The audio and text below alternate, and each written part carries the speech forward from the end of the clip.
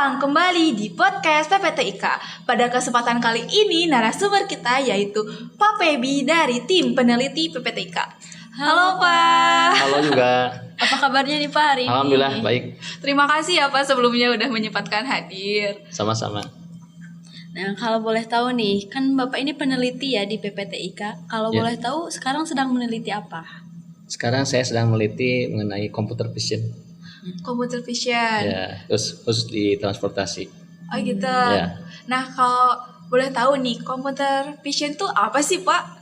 Ya, jadi computer vision itu adalah keilmuan yang mendeteksi satu objek benda ataupun apa saja dalam konteks ilmiah untuk didata, diteliti dan akan menghasilkan sesuatu yang bermanfaat. Kenapa sih Pak Bapak mau gitu membuat sebuah computer vision? Ya, karena dengan computer vision ini kita bisa membantu kehidupan manusia. Segala sesuatu yang kita lihat seperti mata kita gitu ya, Iya. itu akan sama halnya dengan komputer. Komputer bersifat mesin yang akan bekerja terus-menerus. Kalau manusia kan terbatas. Iya. Kalau computer vision bisa terus dia bekerja untuk mendeteksi objek-objek yang dia ditugaskan untuk mendeteksi apa gitu. Ya. Kalau untuk manfaat dari computer vision itu sendiri, untuk secara umumnya gimana nih Pak? Ya, banyak ya. Untuk saya sendiri ini meneliti tentang deteksi kendaraan yang melewati kamera. Gitu ya. Yang pertama, dideteksi kendaraan itu jenisnya apa. Misalnya ada jenis sedan, ada minibus, truk, bus gitu ya. Iya. Dan juga motor. Nah, itu akan didetection, kemudian diklasifikasikan menjadi yang tadi itu, apakah ini motor, apakah ini mobil, gitu ya, seperti itu. Dan dari data image detection itu akan diambil lagi untuk direkognisi plat nomornya, plat nomornya nanti dideteksi. Ya, memang di sini deteksinya ada yang sempurna, ada yang tidak. Tergantung dari situasi kemacetan di jalan itu. Nah, setelah dideteksi dan diklasifikasi, saya juga mendeteksi kecepatannya, dan terakhir itu tracking tadi kendaraan ini di sini. Nah, karena nanti kan kameranya banyak ya. Iya. Nah, nanti akan deteksi lagi di jalan ini, apakah yang tadi di sini mobil putih ini sama dengan yang di sini. Nah, itu menggunakan teori atau hukum Bayes, seperti itu. Ini kalau misalnya boleh tahu, berapa lama sih proses untuk meneliti hal tersebut? Ya, pertama saya siapkan dulu tujuannya ya, masalah dan tujuan. Masalahnya ini memang kalau kendaraan itu lebih ke keamanan. Iya, betul. Keamanan. Kenapa ada deteksi kendaraan? Yang bisa kita ambil itu datanya nanti ketika ada mobil yang dicuri atau mobil yang dipakai untuk kejahatan, ya, ataupun hal yang lainnya, itu bisa deteksi oleh kita. Jadi data-datanya ada dan deteksi kemana perginya mobil tersebut, gitu ya. Jadi tadi selain deteksi image itu diklasifikasikannya menjadi mobil, bus, truk, sama motor itu. Ada juga warnanya apa, dan lebih luas lagi nanti mereknya.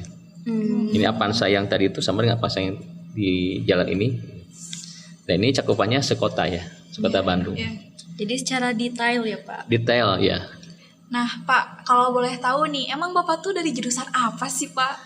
Saya dari jurusan informatika, kemudian S1 saya informatika, kemudian S2 saya teknik elektro, dan S3 saya teknik elektro dan informatika. Oh, berarti nyambung gitu Nyambung, ya Pak? S2 ITB, S3 ITB. Kalau boleh tahu nih Pak, kan dengan background pendidikan yang seperti itu, cita-cita Bapak emang dulunya apa sih Pak? Sebetulnya cita-cita saya waktu kecil itu jadi pilot. Tetapi ini tidak mungkin ya, karena mungkin harus pilot itu sempurna. Harus sempurna jasmani rohani, dan mungkin ya tidak ada kekurangan apapun gitu. Jadi fisik harus kuat. Iya. Seperti itu. Iya. Nah, kita mau tanya nih Pak, kalau misalnya perkembangan dari kamera kontrol tadi sendiri dari awal itu bagaimana Ya, perkembangannya? kembangannya memang dulu lebih ke CCTV ya. Iya. Jadi hanya menampilkan saja, disimpan di VR gitu, alat untuk menyimpan file tersebut tanpa di-upload ke cloud ya. Nah, kalau ini jadi secara real time itu langsung dilaporkan ke cloud gitu. Jadi kita bisa mengakses dimanapun gitu ya. Jadi kalau dulu itu bersifat konvensional, hanya mendeteksi misalnya mendeteksi kendaraan udah. Kalau sekarang itu di luar dari transportasi juga sudah banyak ya. Contohnya ketika kita pengen tahu misalnya di suatu sungai itu apakah airnya itu naik atau tidak, itu bisa pakai kamera gitu ya.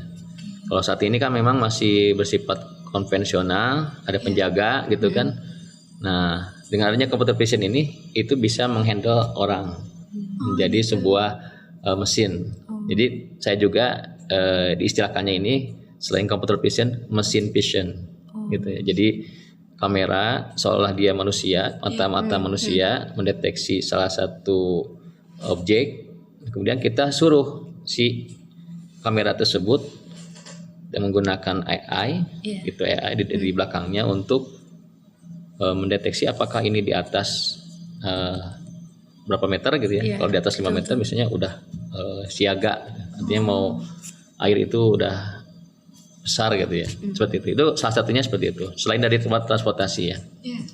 Nah, untuk mesin vision ini tuh udah sesuai rencana belum sih, Pak? Ya, ini udah sesuai dengan rencana, bahkan sudah ada websitenya alvr.pptik.id. Tinggal pengembangan di beberapa tempat, di beberapa titik untuk penempatan kamera gitu ya, dan juga untuk database yang lebih luas yang tadi saya sampaikan, ada warna, ada merek gitu kan. Ya. Ada merek ini apa jenisnya, tipenya apa gitu kan. Banyak kan seperti itu ya. Nah, itu akan membantu pemerintah juga, membantu siapapun untuk mengetahui posisi kendaraan gitu ya, posisi kendaraan di daerah Bandung gitu. Seperti itu. Kan bikin kamera vision tuh kan panjang banget ya, Computer Pak. vision, ya. Prosesnya ada kendala nggak sih, Pak? Ya. Aja ini ya.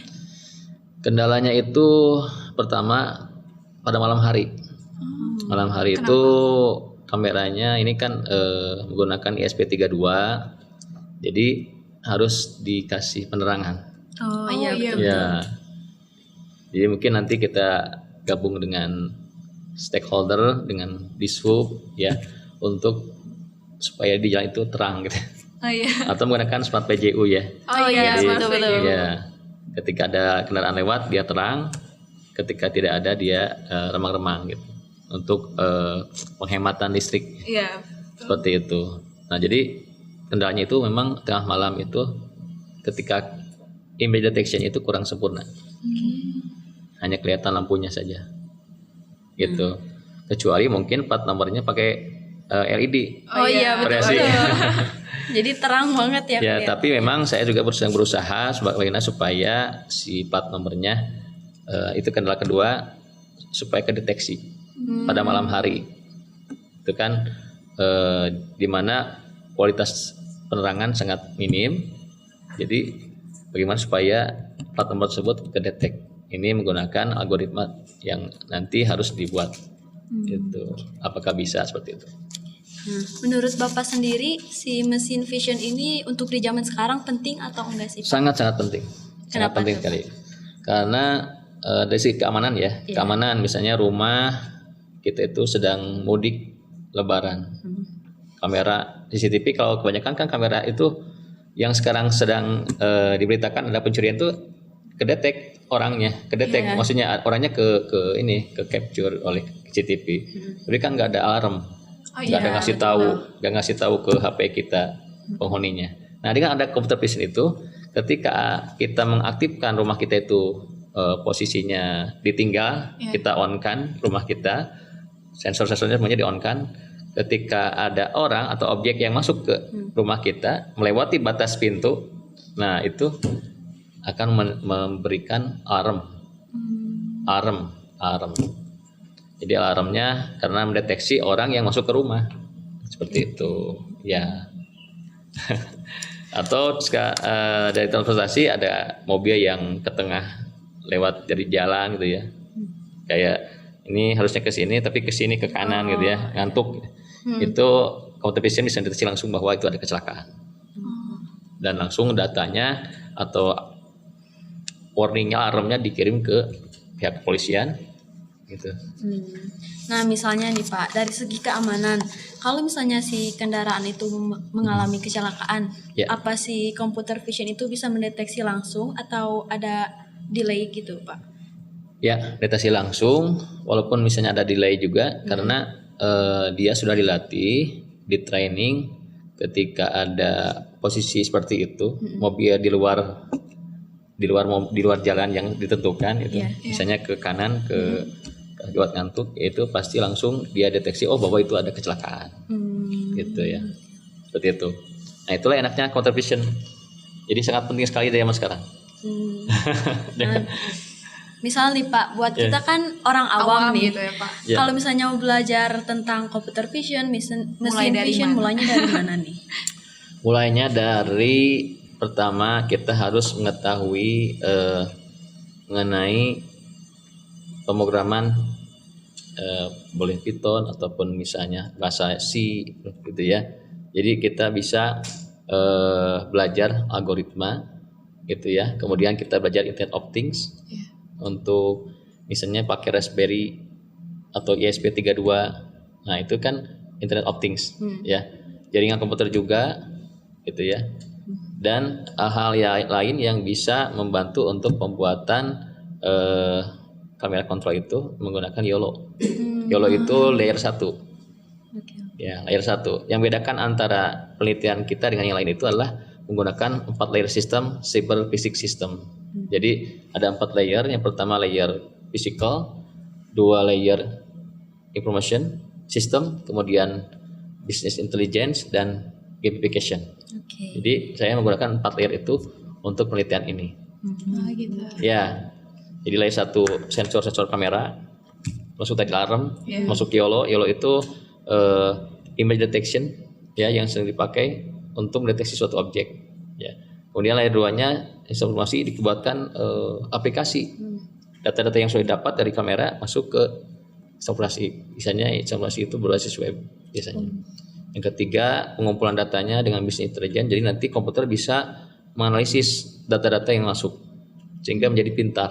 Sehingga akan memberikan output kepada manusia. Padahal komputer itu ya. Yang keempat, gamification itu supaya pengendara itu dia disiplin. Nanti ada reward dan punishment-nya. Reward-nya ada penghargaan ketika taat di jalan raya gitu ya, dan punishment-nya ketika dia tidak taat, tidak disiplin, ceroboh gitu. Seperti itu. Boleh minta pesan nggak Pak nih untuk anak muda yang baru mulai mau meneliti tentang teknologi? Ya, jadi untuk anak muda silahkan Anda langsung terjun ke computer vision karena ini semakin menarik dan banyak yang harus kita kerjakan. Masih banyak segala suatu hal di lapangan, di kampung Anda atau di mana saja, ini banyak yang ketika kita lihat, ini kayaknya bisa dibuat computer vision. Karena teknologi itu sangat luas. Dimanapun, pertanian, transportasi, kesehatan, semuanya itu bisa digunakan computer vision. Wah guys, seru banget kan ngobrol-ngobrol dengan Pak Feby. Penasaran kan narasumber selanjutnya siapa? Jangan lupa nonton podcast PPTIK. Bye-bye!